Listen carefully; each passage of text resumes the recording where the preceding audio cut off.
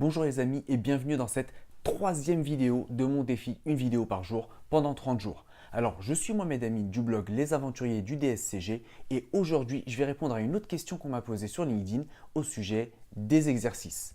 Alors cette question m'a été posée par Carmela Clémence et elle me dit « Je passe l'UE1 cette année et j'aimerais savoir quel support utiliser pour pouvoir m'exercer, donc pour pouvoir faire plus d'exercices. » Ce qui est déjà super bien, c'est qu'elle me dit « Je suis sur Contalia et j'ai déjà fait le tour, merci d'avance ». Alors, bravo à toi déjà, Carmela Clémence, d'avoir fait déjà tous les exos de Contalia. Tu es déjà motivé, tu fournis déjà pas mal d'efforts, donc déjà bravo. Et toi qui veux d'autres sources d'exercices en fait pour pouvoir en faire plus, déjà je pars d'un constat, c'est que si tu as fait déjà tout ce de Contalia, c'est que déjà tu maîtrises bien tes cours. Alors, avant de chercher à faire plus de quantité, je te conseille de faire beaucoup de qualité. Pourquoi beaucoup de qualité? Parce que si tu maîtrises les cours, le plus important, c'est de te préparer au mieux à l'examen. Qu'à l'examen, les sujets ils sont calibrés pour faire 4 heures, pour que tu les fasses en 4 heures. Ce qui veut dire que si jamais tu boucles ton sujet en 2 heures, c'est pas normal ou alors tu es une génie. Mais voilà, en général, c'est que tu es censé le boucler en 4 heures et pas moins. Ce qui veut dire que toi, maintenant que tu maîtrises tes cours, le plus important, ça va être de faire des exercices, oui, et d'en faire plus, mais des exercices où tu vas te chronométrer, où tu vas être de plus en plus efficace pour justement perdre le moins de temps possible et pour faire les exercices le plus rapidement possible. Pour ça, voilà, tu vas te chronométrer, ça c'est super important, et tu vas essayer aussi de trouver pas mal de techniques pour être plus efficace. Ça va être surligner peut-être les informations dans les exercices. Je m'explique. Les sujets, par exemple, quand tu vas voir un dossier, ça va être ça, j'exagère un peu, avec pas mal d'informations dedans. Des informations disséminées, certaines informations vont te servir pour des questions, d'autres pas du tout. Si tu lis juste et tu vas faire les exercices après, tu vas sûrement galérer en fait après parce que tu vas devoir relire, tu vas devoir te dire mais où est-ce que c'était déjà l'information importante, tu vas peut-être en oublier, tu vas peut-être penser qu'il y en avait alors qu'il n'y en a pas du tout. Donc, il va falloir que tu trouves des méthodes pour être efficace. L'une des méthodes, c'est de surligner les éléments importants.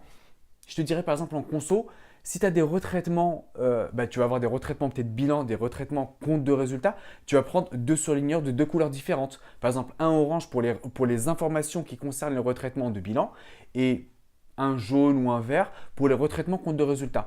L'idée, ça va être, je lis une fois mon sujet, j'ai repéré les informations importantes et je ne reviens plus dessus. Donc voilà, ta mission maintenant, ça va être d'être la plus efficace possible pour perdre le moins de temps possible. Je te dis même pas gagner, c'est perdre le moins de temps possible pour pouvoir tout faire en 4 heures. Alors, maintenant que tu cherches du qualitatif, si tu les as épuisés, ceux de Contalia, va falloir avoir d'autres sources d'exercices. Tu as déjà une première source, c'est tout ce qui est les livres des autres éditeurs, Fouché, Juno, je sais qu'il y en a plein d'autres encore, mais il y a au moins ceux-là, donc Fouché, Juno, etc. L'idéal, c'est que si tu peux les avoir gratuitement quelque part d'autre, parce que des amis ont déjà les bouquins ou tu peux les emprunter ou tu peux les avoir sur internet, peu importe. Mais si tu peux les avoir gratuitement, pourquoi pas. Sinon, achète-les puis à la limite, tu peux les revendre après. Ça, c'est une première source. Deuxième source, c'est un peu comme les bouquins. Les éditeurs font des cas pratiques des fois.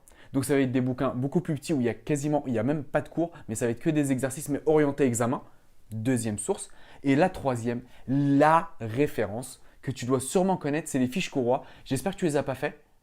Cela, pareil, en fait, ça va être des fiches où ça va être orienté mode examen avec des sujets d'examen, en fait. Mais ça va être aussi ventilé par thème, si tu veux faire un thème en particulier. Si tu les as déjà fait, ce que je peux te conseiller aussi de faire, peut-être, c'est un peu une troisième solution alternative aux fiches courroies. Ce serait vraiment les sujets d'examen qui sont tombés les années précédentes, les annales. Tu peux les avoir sur Compta Online, entre autres. Je vais te mettre le lien en description si tu ne les as pas encore. Mais voilà, là, l'idée, c'est que je t'ai donné 3 pistes pour faire des exercices. Voilà, l'idée ne court pas derrière faire beaucoup d'exercices, mais des exercices qualitatifs. Là, il faut que tu te prépares de mieux en mieux en fait aux examens pour que tu sois la plus préparée, la plus ciblée et la plus rapide quand tu répondras aux questions le jour de l'examen. Voilà pour cette question. Si vous aussi vous avez une question pour le DSCG, je vous mettrai soit c'est sur YouTube, soit sur une fiche là ou soit en description, alors sur LinkedIn dans les commentaires, la vidéo dans laquelle vous pouvez me poser vos questions. Si vous ne voulez pas la poser en public, pas de souci, vous pouvez me l'envoyer soit par message sur LinkedIn, soit via le formulaire de contact de mon blog. Je vous mettrai le lien aussi en commentaire ou en description suivant la plateforme. Et je vous dis à demain pour la prochaine vidéo.